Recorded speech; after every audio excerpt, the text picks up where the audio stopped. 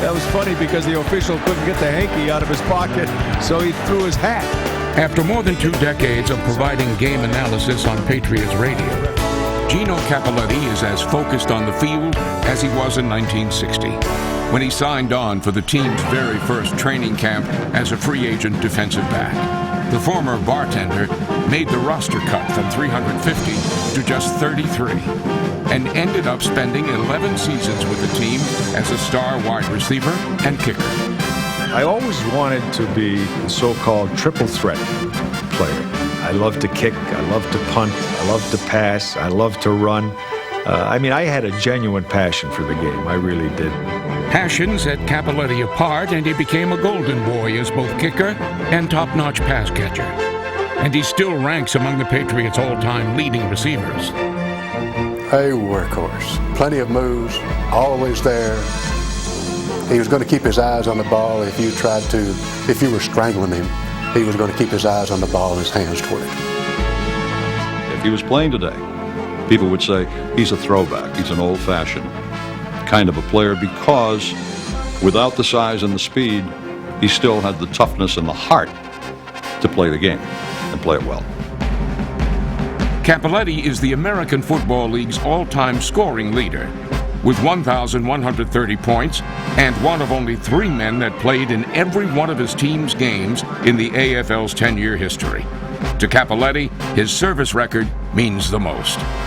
As long as it was your time in life to be playing football, you wanted every minute of it and every game. So I feel very fortunate that I was able to just get it all. Gino did it all and gave his all.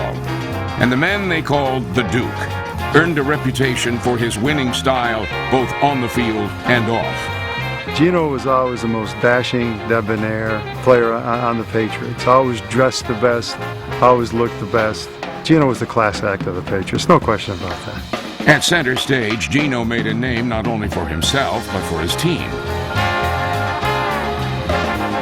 With either a game-winning play or a scoring record, like 28 points in a single contest, Cappelletti drew attention to a franchise that really needed it. Gino's star quality with the Patriots translated into star quality for the league, which helped to build a franchise in a city that had failed 3 other times with a professional football team in the National Football League.